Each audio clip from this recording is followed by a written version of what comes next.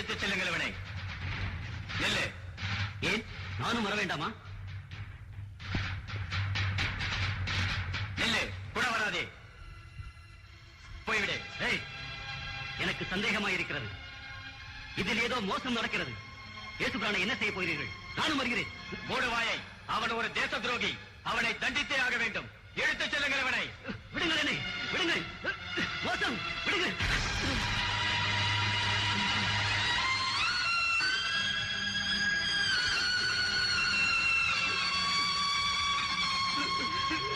மோசம், மோசம்.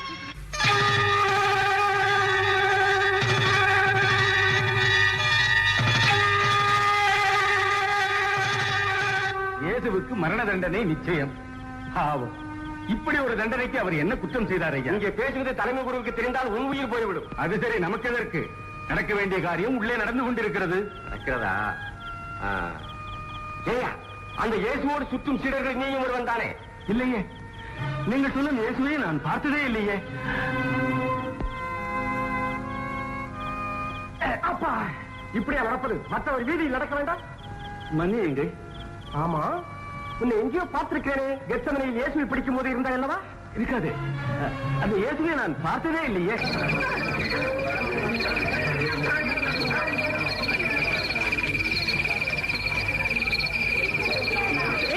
நீயும் அந்த இயேசுவின் சீடர்கள் ஒருவன் தானே? நீ என்ன சொல்ற? நீ என்ன சொல்றேன்னு எனக்கு புரியல. இவனும் நாசரேத்து இயேசுவோடு இருந்தான். நான் பார்த்திருக்கிறேன். இல்லை இல்லை இல்லை, அந்த ஆளு எனக்கு தெரியவே தெரியாது. உண்மையாகவே நீயும் அவர்கள் ஒருவன் தான். உன் பேச்சை உன்னை காட்டிக் கொடுக்கிறது. இல்லை இல்லை இல்லை, சத்தியமாக அந்த ஆளு எனக்கு தெரியவே தெரியாது. எனக்கு தெரியவே தெரியாது.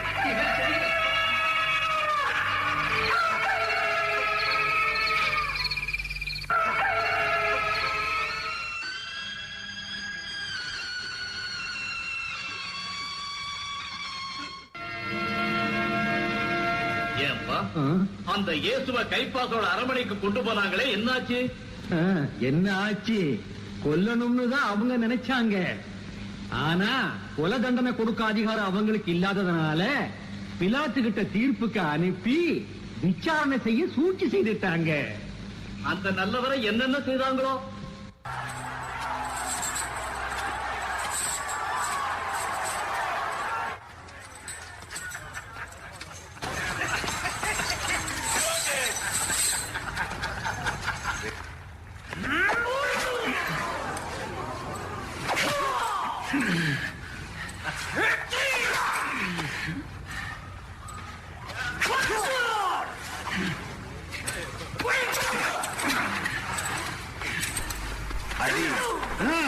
அடி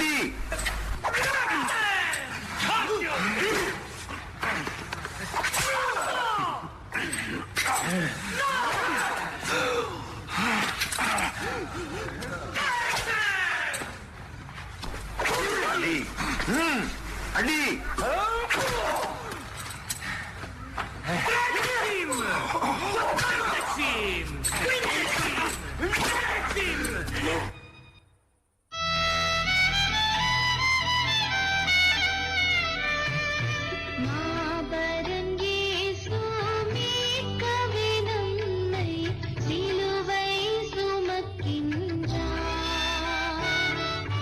மாபரன் இயேசு மீட்க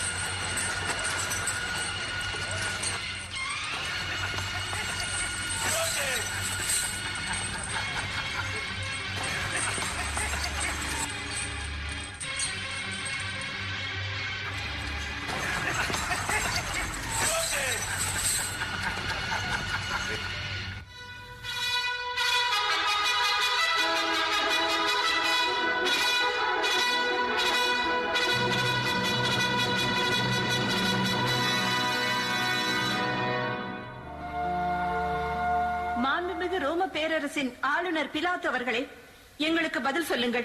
நீங்கள் செய்தது நியாயமா? இயேசுவை இங்கே கொண்டு வந்ததும் குற்றம் சாட்டியதும் மத தலைவர்களும் சமய வாழ்வில் அதிக ஈடுபாடு கொண்டவர்களும் தான் என்பது உங்களுக்கு தெரியாதா? இருந்தாலும் தீர்ப்பிட்டது நீங்கள் தானே. அவரை சாவுக்கு கையெழுக்கும் அதிகாரம் உங்களிடம் தானே இருந்தது. உண்மையை சொல்லுகிறேன், அவரை விடுதலை செய்ய விரும்பினேன். கசையால் அடித்து காயப்பட்ட அவரது உடலை மக்களுக்கு காட்டி இதோ மனிதன் என்றேன். அவர்களுக்கு இரக்கம் வரவில்லை. நான் என்ன செய்ய முடியும்? உங்கள் மனத்தில் இரக்கம் வருகிறதா? அநியாயமாய் துன்புறுத்தப்படும் மனிதர்களை பார்த்து, பொய் வழக்குகள் போடப்பட்டு அல்லற்படும் அப்பாவிகளை பார்த்து உங்களுக்கு இரக்கம் வருகிறதா? பெரிதா என்னை கேள்வி கேட்க வந்து விட்டீர்களே. பரிசேயர்கள் செல்வாக்கு மிக்கவர்கள். அவர்களை பகைத்துக் கொள்ள என்னால் முடியுமா? என் பதவியின் மீது எனக்கு ஆசைதான். அந்த பதவி தரும் சுகங்கள் வசதிகள் மீது ஆசைதான். உங்களுக்கு இல்லையா? நண்பா, இன்றைய சமுதாயத்தில் அநியாய தீர்ப்புகள் இன்னும் தொடர்கின்றன. பணக்காரனுக்கு ஒரு தீர்ப்பு, ஏழைக்கு ஒரு தீர்ப்பு, படித்தவனுக்கு ஒரு தீர்ப்பு, பாமரனுக்கு ஒரு தீர்ப்பு. உண்மையாய் சமுதாயம் வளர்ந்திட உயர்ந்திட பாடுபடும் நல் உள்ளங்களின் மனதை புரிந்து கொள்ளாது புண்படும்படி தீர்ப்பிட நம் சமுதாயம் சலித்துக் கொள்வதில்லை. சோம்பேறி, உதவாக்கர, பொறுக்கி, குடிகாரா, பொறுப்பில்லாதவன், ஓடுகாலி என பட்டம் கட்டி தீர்ப்பிட்டு அவர்களை நடைபிணமாக்கி நம்மால் தெருவில் நிற்கும் குடும்பங்கள், மனிதர்கள் எத்தனை எத்தனை. அடுத்தவரை தீர்ப்பிடும் போதெல்லாம் நமக்கு நாமே சாபமிட்டுக் கொள்கிறோம் என்பதை நினைப்போம். நமக்கு நாமே தீர்ப்பிட்டுக் கொள்வோமா?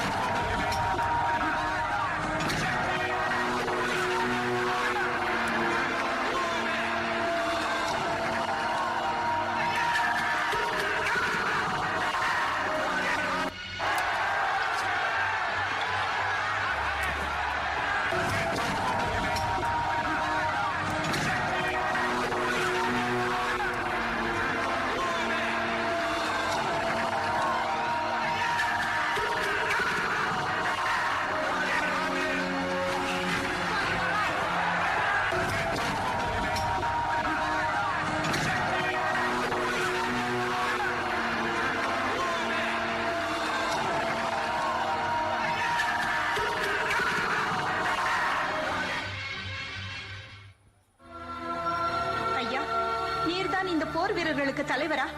குற்றமற்ற ஒரு நீதிமானின் தோளில் இத்துணை பாரச் சிலுவை சுமத்துகிறீர்களே, இது நியாயமா?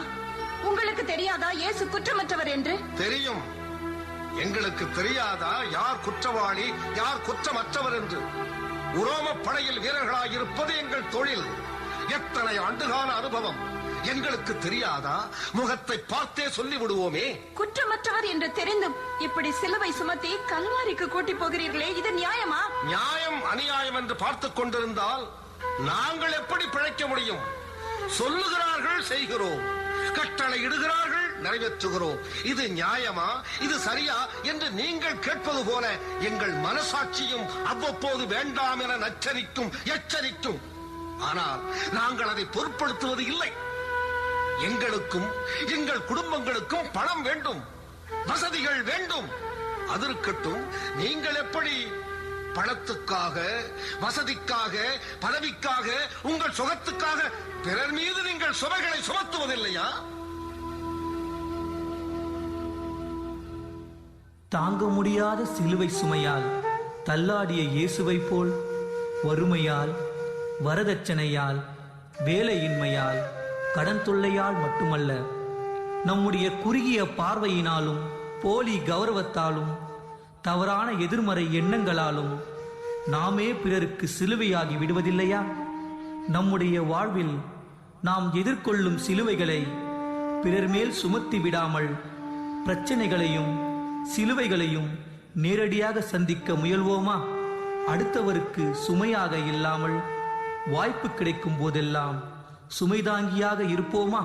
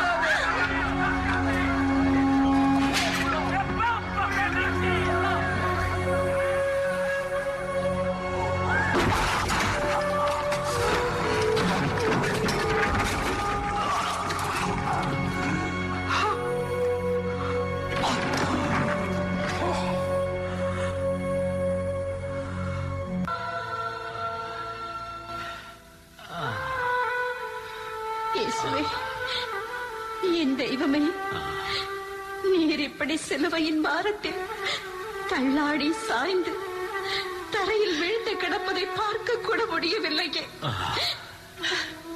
இப்படி தலையில் முள்முடியும், தோளிலும் கையிலும் பார சிலுவையுமாய் நீர் தரையில் விழுந்து கிடப்பதை பார்க்க மனம் பரிதவிக்கிறதே, பதைக்கிறதே.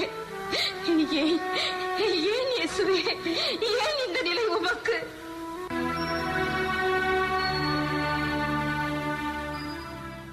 பாவம் செய்வது மனித இயல்பு, பாவத்திலேயே வீழ்ந்து கிடப்பது சாத்தானுடைய இயல்பு. இன்றும் நாம் வீழ்கின்றோம். எதற்காக?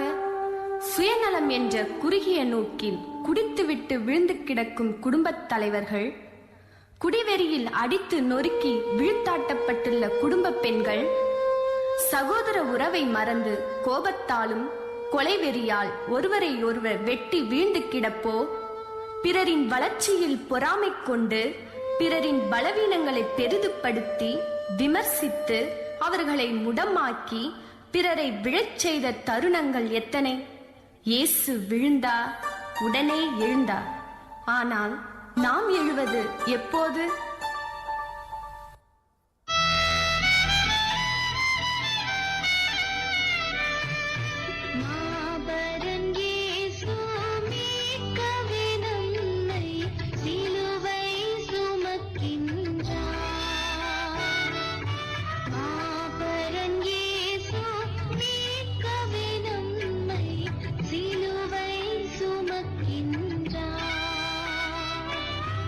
இயேசுவே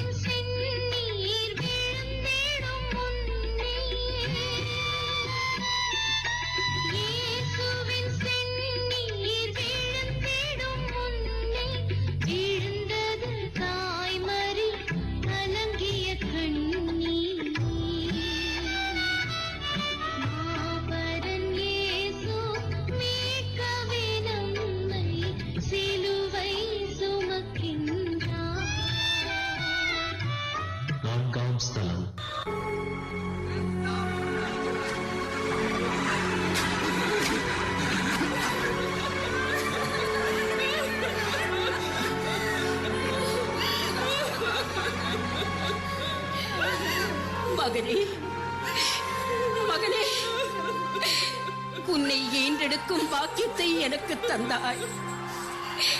உன்னை ஆளாக்கும் தகுதியையும் எனக்கு தந்தாய். ஆனந்தப்பட்டேன். ஆனால் இப்படி ஒரு நிலையை எனக்கு தருவாய் என்று நான் ஒருபோதும் நினைத்ததில்லையே மகனே, நான் ஒருபோதும் நினைத்ததில்லையே. பொத்தி பொத்தி வளர்த்த என் பிள்ளை இரத்த வெள்ளத்திலா எப்படி தாங்கும் ஐயா என் இதயம், எப்படி தாங்கும்? தேவ சித்தமே நம் சித்தம், தேவ சித்தமே நம் சித்தம், நம் சித்தம். மகனே,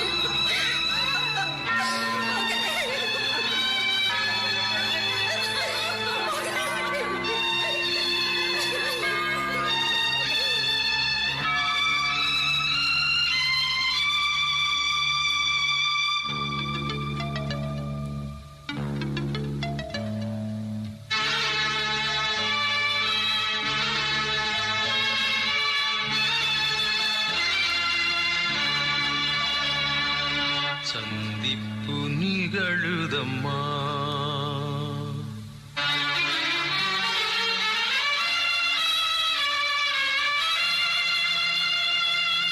சந்திப்பு நிகழுதம்மா, தாயின் சந்திப்பு நிகழுதம்மா, சந்திப்பு நிகழுதம்மா, தாயின் சந்திப்பு நிகழுதம்மா. கல்வாரி செல்லும் பாதையிலே கழுமரம் சுமந்த பார்வையிலே சந்திப்பு நிகழுதம்மா, தாயின் சந்திப்பு நிகழுதம்மா, சந்திப்பு நிகழுதம்மா.